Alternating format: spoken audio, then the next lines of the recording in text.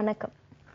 வாழ்க்கையில ஒருத்தவங்களுக்கு ஒரு பெரிய விரோதி இருக்க முடியும் அப்படின்னு சொல்லிட்டு சொன்னா எது சொல்லுங்க பார்க்கலாம்? பயம். நம்ம மனித வாழ்க்கையில நம்ம அடிக்கடி எதிர்கொள்ற ஒரு உணர்ச்சி. ஆனா அந்த உணர்ச்சியை நம்ம இன்னும் சரியா புரிஞ்சுக்கல, அதை எப்படி டீல் பண்றதுன்னு கத்துக்கல அப்படின்னு ஏதாவது ஒண்ணு சொல்லணும்னா அது பயம். இந்த பயம்ன்றது எல்லாருக்குள்ளயும் ஒரே மாதிரி வராது. சில பேருக்கு அந்த பயம்ன்றது தோல்வியை கண்டு பயப்படுற மாதிரி இருக்கும்.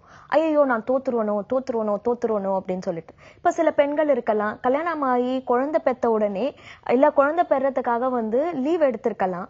அந்த லீவ் எடுத்துட்டு ஒரு வருஷம் ஆயிருக்கலாம், 2 வருஷம் ஆயிருக்கலாம். இப்போ திரும்பவும் போயிட்டு வேலையில சேரலாம் அப்படின்றப்போ கொஞ்சம் பயம் இருக்கும். ஒருவேளை நம்மளுக்கு வேலை கிடைக்கலன்னா, ஒருவேளை அப்படி கிடைச்சிருச்சனா கிடைச்சு நம்ம இப்போ இவ்வளோ பிரேக் வந்துடுச்சு, நம்ம அங்க போயிட்டு சரியா பண்ணாம அங்க தோத்து போயிட்டோம்னா நம்ம எடுக்கிறதுல. சோ இந்த தோல்வியை கண்டு பயப்படுற பயம் அவங்களை ஒரு ஸ்டெப் எடுக்கிறதுக்கே விடாது. சில பேர்ல இந்த பயம்ன்றது எப்படி வரும்னா ஃபியர் ஆஃப் ரிஜெக்ஷன். அடுத்தவங்க எங்க நம்மள நிராகரிச்சிருவாங்களோ, யாரையாவது ஒருத்தவங்களை ரொம்ப பிடிக்கும், அவங்க கிட்ட போய் சொல்லலாம் அப்படின்னு சொல்லிட்டு சொன்னா ஒருவேளை அவங்க ஏத்துக்கலன்னா நம்ம என்ன பண்றது? நம்ம முக்கியம் இல்லைன்னு சொல்லிட்டாங்கன்னா நம்ம நிராகரிக்கப்படுவோமோ, அந்த நிராகரிப்புக்காக அதை அனுபவிக்கிற பயம்ன்றது ரொம்ப கொடுமையான ஒரு பயம். சோ இது நம்மள சில இடங்கள்ல முடங்க செஞ்சிடும், ஒரு நல்ல செயலியே எடுக்க விடாது. மூணாவது விதமான பெண்கள் இருப்பாங்க. அவங்களுக்கு எப்படின்னா தோல்வியை கண்டும் பயம் கிடையாது, நிராகரிப்பு கண்டும் பயம் கிடையாது. ஆனா அவங்க கடந்த காலத்துல ஏதாவது ஒரு ரொம்ப வருந்தக்கூடிய ஒரு சம்பவம், இல்லைன்னா அவங்களுக்கு பிடிக்கவே பிடிக்காத ஒரு நிகழ்ச்சி நடந்திருக்கலாம். யார் மேலேயாவது அவங்க ரொம்ப என்ன சொல்றது பாசம் வச்சிருக்கலாம், அவங்க தவறி போயிருக்கலாம், இல்ல அவங்களுக்கு ஏதாவது ஆக்சிடென்ட் நடந்திருக்கலாம். சும்மா ஒரு உதாரணத்துக்காக சொல்றேன். இல்ல அவங்க ஏதாவது ஒரு வேலையில இருக்கலாம், அந்த வேலையில இவங்களை டிஸ்மிஸ் பண்ணி போட்டு இருக்கலாம். இந்த மாதிரியான ஒரு நிகழ்ச்சி அது நடந்துடுச்சு, அது கசப்பான நிகழ்ச்சி. இப்போ ஃபியூச்சர்ல எங்க அதே மாதிரி திரும்ப நடந்துருமோ? இப்ப நான் யார் மேலேயாவது அன்பு வைக்கிறேன், அவங்களும் இறந்து போயிட்டாங்கன்னா, எங்கேயாவது வேலைக்கு போறேன், அங்கேயும் என்ன டிஸ்மிஸ் பண்ணிட்டாங்கன்னா, நடந்து முடிந்த சம்பவங்கள் எங்க திரும்ப திரும்ப நடந்துருமோ அப்படின்ற அந்த பயம். இப்போ இந்த பயம்ன்றது ஒரு மனுஷனுக்கு தேவையா இது அப்படின்னு சொல்லிட்டு கேட்டா கண்டிப்பா தேவை. ஆனா அது எங்க இருக்கணுமோ அங்க இருக்கணும். இப்ப நீங்க 9வது மாடியில நிக்கிறீங்கன்னு வச்சுக்கோங்களேன், அங்க இருந்து கீழே பாக்குறீங்க. கீழே பாக்குறப்போ என்ன ஆகும்? ஆட்டோமேட்டிக்கா பயம் வரும். அந்த பயம்ன்றது நல்லது. ஏன்னா அப்படி இருக்கிறப்போ நம்மள குதிக்கிறதுல இருந்து தடுக்கிறது அது ஒண்ணுதான். ஆனா அதே பயம்ன்றது நம்மள ஒரு ஒரு ஒரு பாடமா இருக்கிறதுக்கு பதிலா அது நம்மளுக்கு ஒரு பேரலிசிஸா மாறிச்சனா, நம்மள முடக்கிற அளவுக்கு மாறிச்சனா அது சுத்தமா நல்லது இல்லைல்ல. சோ இப்போ இந்த பயத்துல ஈடுபட்டிருக்கிற பெண்கள் என்ன பண்ணுவாங்கன்னு சொல்லிட்டு கேட்டீங்கன்னா, இந்த பயத்தோட ரொம்ப போராடுவாங்க. ஐயோ நான் இது பயப்படக்கூடாது ஆனா நான் பயப்படுறேன், ஐயோ நான் பயப்படக்கூடாது ஆனா பயப்படுறேன், இந்த பயத்தை விட்டு எப்படியாவது வெளில வந்துடணும் அப்படின்னு சொல்லிட்டு ஒரு சின்ன அடி எடுத்து வைப்பாங்க. ஆனா அது அடி எடுத்து வைக்கிறப்பவே இவங்க மனசுல இவ்வளோ பயம் இருக்கிறதுனால எது தவறா போகுதோ அது மட்டும்தான் கண்ணுல உரைக்குமே தவிர, எது சரியா போகுதோ அது கண்ணுல உரைக்கவே உரைக்காது. சோ இம்மீடியட்டா அவங்க மைண்ட் என்ன பண்ணும்? திரும்பவும் ஒரு வார்னிங் கொடுக்கும், திரும்பவும் அலாரம் அடிக்கும். பாத்தியா நீ நினைச்ச மாதிரியே நடக்குது பாத்தியா, இதெல்லாம் உனக்கு வேண்டாம், நீ பின்னாடி போயிடு அப்படின்னு சொல்லிட்டு திரும்ப அது அவங்கள பின்னாடியே வச்சிருக்கும். சோ இந்த பயத்தை பத்தி ஃபர்ஸ்ட் புரிஞ்சுக்கிறது அவசியம். உங்களோட மைண்டு எந்த பயத்தை, இந்த 3 விதமான பயத்துல எந்த பயத்துல மாட்டிக்கிட்டு இருக்குன்றத ஃபர்ஸ்ட் புரிஞ்சுக்கோங்க. யாருக்கு இந்த தோத்து போயிடுவோமோன்ற பயம் இருக்கோ அவங்களுக்கு என்னன்னா அங்க ஈகோ ரொம்ப ஜாஸ்தியா இருக்குன்னு அர்த்தம்.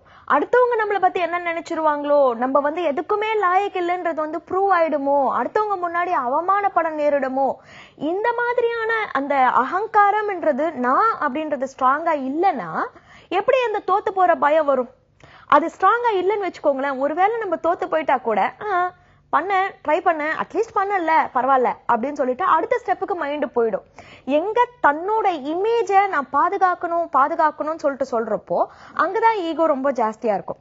இங்க வாழ்க்கையோட ஒரு வினோதம் என்னன்னா, எங்கெல்லாம் அது ரொம்ப ஸ்ட்ராங்கா நிமிர்ந்து நிக்குதோ நான் அப்படின்றது அதை பாதுகாக்கணும் நம்ம ட்ரை பண்றப்போ வாழ்க்கை அங்கதான் போட்டு பலார்னு அடிக்கும். உனக்கு ஏன் இவ்வளவு ஈகோ, நீ விடுன்னு சொல்லிட்டு திரும்ப திரும்ப அதே பாடத்தையே நம்ம வலிக்க கத்துக்கிட்டு இருப்போம். எங்க நான் அவ்வளவு முக்கியம் இல்லப்பா, இது என்ன ஒரு வாழ்க்கை, இது நான் சொல்லிட்டு இது பண்ணுறது, ஏன் நான் அப்படி வாழணும், அடுத்தவங்க என்ன மதிச்சா என்ன மதிக்கலாம் என்ன, நான் ஒரு விஷயத்த நான் கத்துக்கிறதுக்காக போறேனே தவிர அங்க நான் என்ன ப்ரூவ் பண்ணிக்கிறதுக்காக நான் போலையே, நான் கத்துக்கிறதுக்காக போறேன் அப்படின்ற அந்த மனநிலையோட எங்க நம்ம வந்து நம்மள விட்டுட்டு ஒரு அடுத்த முன்னேற்றம்ன்றத மாத்திரம் நம்ம கண்ணு முன்னாடி வைக்கிறோமோ, நம்மள இழக்கிறதுக்கு நம்ம தயாரா இருக்கிறோமோ, அப்ப என்ன ஆகும், இந்த தோத்து போற பயம்ன்றது வந்து ஆட்டோமேட்டிக்கா கம்மியாயிடும். ரெண்டாவது, ரிஜெக்ஷன். நிராகரிப்புக்காக ஒருத்தவங்க பயப்படுறாங்க அப்படின்னு சொல்லிட்டு சொன்னா அவங்களுக்கு அவங்க மேல வந்து ரொம்ப ஸ்ட்ராங் ஒரு செல்ஃப் இமேஜ் இல்லைன்னு அர்த்தம். அடுத்தவங்க மேல அன்பு வைக்கலாம், அதுல தப்பே கிடையாது. அந்த அன்புன்றது வந்து வாழ்க்கைய ரொம்ப ரொம்ப ருசிகரமாக்கும். ஆனா நான் அன்பு வச்சவங்க எனக்கு திரும்பி அன்பு வைக்கல அப்படின்ற ஒரு காரணத்துக்காக என் வாழ்க்கையே அர்த்தமற்றதாக மாறிடும் அப்படின்றது அது எப்படி? அப்போ நான் அவ்வளோ சின்ன ஆளா, இல்லைன்னா என் வாழ்க்கை அவ்வளோ ஒரு அற்ப பதறான வாழ்க்கையா? நான் ஒருத்தவங்களுக்கு அன்பு வைக்கிறேன், அவங்க எனக்கு திரும்பி வைக்கலன்ற ஒரு காரணத்துக்காக எனக்கு வாழ்க்கையில மத்த ஒரு பிடிப்பே இல்லை அப்படின்னு சொல்லிட்டு சொன்னா அது எனக்கு கத்துக் கொடுக்கறது ஒரு பாடம். என்ன பாடம்? உன்னோட முழு வேலிடிட்டியும் எடுத்து ஒருத்தவங்க கையில வைக்காத, நீ கொஞ்சம் கண்ட்ரோல உன் கையில வச்சுக்கோ, நீ உன்னோட ஸ்ட்ராங் இமேஜை நீ கொஞ்சம் பில்ட் பண்ணு அப்படின்றதுதான் அந்த மெசேஜ். ஸோ ரிஜெக்ஷனுக்காக பயப்படுறவங்க எங்க என்னோட செல்ஃப் இமேஜை நான் பலப்படுத்திக்கணும்ன்றதுல பார்த்தாங்கன்னா அடுத்தவங்களோட நிராகரிப்பு ஒரு பெரிய விஷயமாவே இருக்காது. அவங்க நிராகரிச்ச பிறகு கூட நான் உன் கூட ஃப்ரெண்டா இருக்கேன்னு சொல்லிட்டு ஒரு ஃப்ரெண்ட்லினஸை மெயின்டைன் பண்ண முடியும். அண்ட் வாழ்க்கையை வந்து இன்னும் சுவையா நம்ம வாழ முடியும். மூணாவது, எங்க கடந்த கால விஷயங்கள் வந்து திரும்ப திரும்ப திரும்ப நடந்துருமோ அப்படின்னு சொல்லிட்டு நம்ம பயப்படுறப்போ என்ன ஆகும்னா இப்ப இருக்கிற பிரசன்ட நம்மளால வாழவே முடியாது. அப்போ உங்களோட மைண்டு பல வருஷங்களாவே எப்படி வந்து ப்ரோக்ராம் ஆயிடுச்சுன்னா ஒன்னா அது கடந்த காலத்துல வாழ்ந்துகிட்டு இருக்கு, இல்லைன்னா எதிர்காலத்துல வாழ்ந்துகிட்டு இருக்கு. இது ரெண்டு பேராலையுமே கடந்த காலத்திலயும் வாழ்க்கையை அனுபவிக்க முடியாது, ஏன்னா அது முடிஞ்சு போச்சு. இதோ இந்த செகண்ட் இப்ப முடிஞ்சு போச்சு. எதிர்காலம்ன்றது இன்னும் தொடங்கவே இல்லை. நீங்க உங்க மனசை வந்து போனது முடிஞ்சு போச்சு, இன்னும் பிறக்கவே இல்லை, அப்ப என்கிட்ட என்ன இருக்கு, இதோ இந்த நிமிஷம் மட்டும்தான் இருக்கு, இந்த நிமிஷத்துல எனக்கு எது நடந்தாலும் சரி நான் அதை அனுபவிச்சு வாழ போறேன்னு அந்த பிரசன்ட்ல வாழ ஆரம்பிச்சிங்கனாலே இந்த பயம் வந்து உங்களை விட்டுட்டு போயிடும். சோ பயத்தை நீங்க ஹேண்டில் பண்ணணும் அப்படின்னு சொல்லிட்டு நினைச்சீங்கன்னா சூழ்நிலைகளை மாத்தி உங்களோட பயம் போகணும்னு சொல்லிட்டு எதிர்பார்க்க முடியாது. இந்த பயத்தை நான் எவ்வளவு ஒரு ஸ்ட்ராங்கா எவ்வளவு ஒரு ஸ்கில்லோட ஹேண்டில் பண்றேன்றதை நீங்க அதை பழகிட்டீங்கன்னா அதுக்கப்புறம் வாழ்க்கையில பயத்தை கண்டே உங்களுக்கு பயம் வராது. உங்களுக்கு வந்து ஒரு நல்ல ஒரு ஸ்மூத்தான ஒரு வாழ்க்கை கண்டிப்பா கிடைக்கும். இந்த பயத்தை சமாளிக்கிற இந்த 3 கலைகளை நீங்க கத்துக்கிட்டீங்கன்னா அதுக்கப்புறம் பயத்தை பார்த்தாலே உங்களுக்கு பயம் வராது, பயத்துக்கு தான் உங்களை பார்த்தா பயம் வரணும். சோ மீண்டும் உங்களை சந்திக்கிறேன் நாளைக்கு. நன்றி, வணக்கம்.